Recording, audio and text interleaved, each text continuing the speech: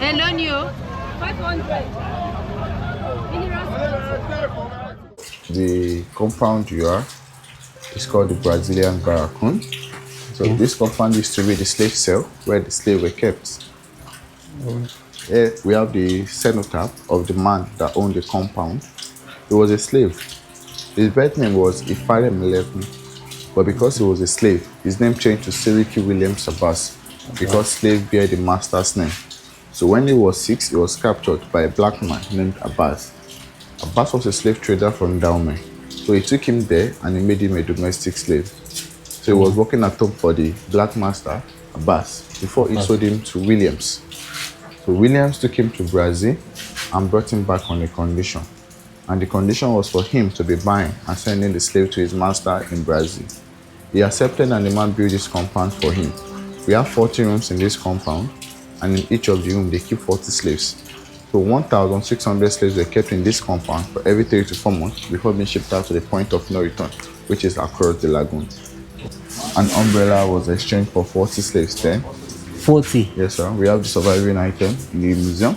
The cannon, the big one for 100, while the small one for 40. Oh. A bottle of gin, alcohol for 10 slaves. The mirror and the bead depend on how they bargain or negotiate. Ceramic bowl for 10 slaves and the gun for 40 slaves. So The gun is for 40 slaves. Yes, sir. When he became the Seriki, he was given the kettle, the brass dish, and the bead as a gift.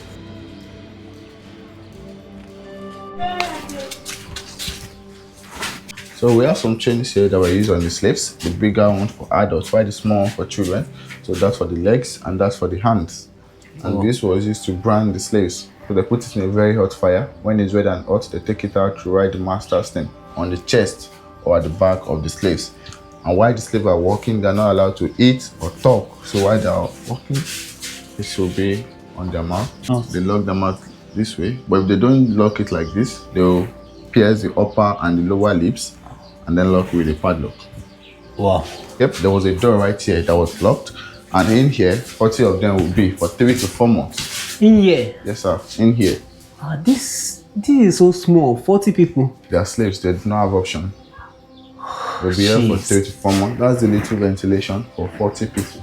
Then. Wow. So here we have some items that were exchanged for slaves. These are the ceramic bowls. Each of the 5 bowls were exchanged for slaves. So the 5 for 50 slaves. And this is, these are the cowries. The money we spend there. We have over there a kettle, a bottle of gin, a brass dish, and a mug that were also exchanged for slaves.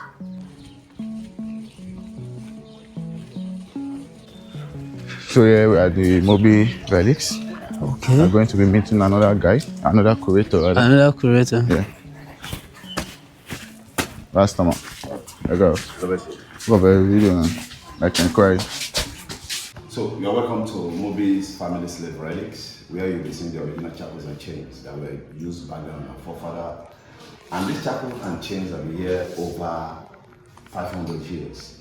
And I should tell visitors that for this family to still retain the original shackles and chains that were back used on our forefather, then we should give kudos to them because I've traveled all over the coastal area where the slavery took place in Africa. And this is where you see the original shackles and chains that were used on them. And the company that produced this chain is at 111 and 115 at the Batimaro in Birmingham, London, named Yates and Company that produced the chains. And the chain used to come with some torture equipment that I'll be showing you later. And these shackles and chains are over 500 years here that were used by them and our forefathers. There's some slaves called fugitives. Who are the fugitives? Those are the runaway slaves. Today you run, tomorrow the master said to bring the slave. They put his leg on something, they position this at this right hand. When other slaves have to stay aside to watch, they hammer it down as a sign of punishment, and the thing will just go in, or they use an axe or a cutlass, they chop off one of the toes of the runaway slave. They are just trying to instill fear into others.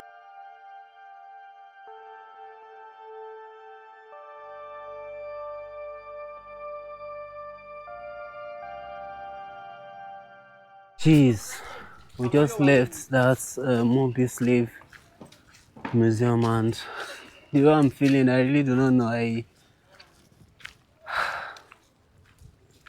Okay. Right now we are heading towards the port of no return, and yeah, we need to cross the lagoon to the other side, where I think that was where they were shipped to, right? Yeah, that's the island. That's the point of no That's return. the Where island. the ship will be waiting for them to take them away.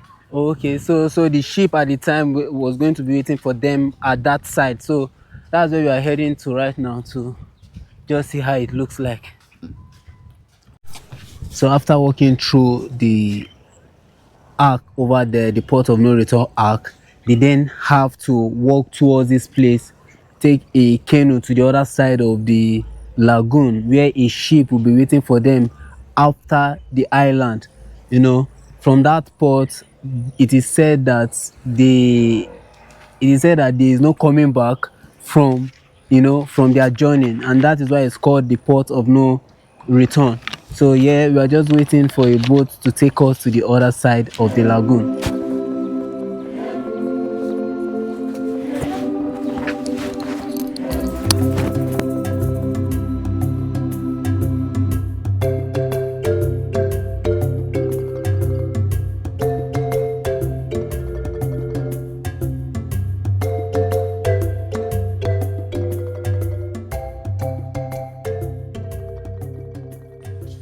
We're going to walk for like 10-15 minutes to the ocean where the ship used to wait for the slaves.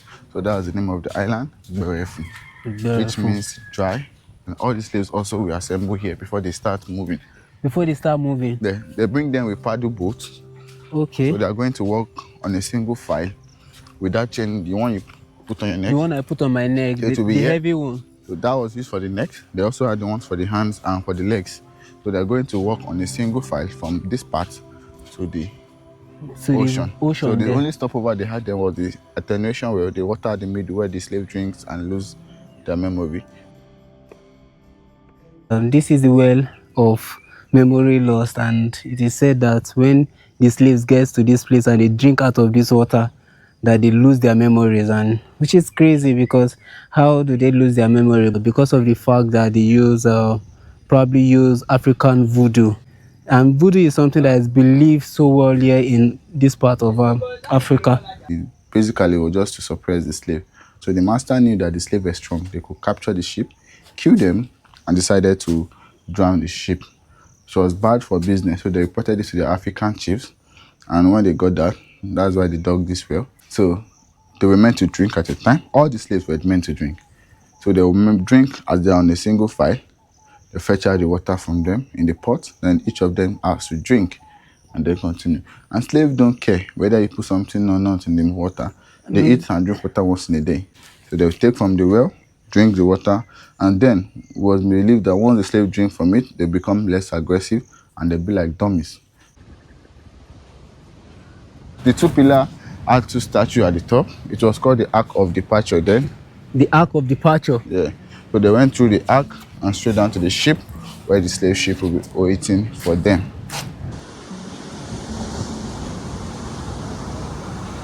Look how the water is wavy.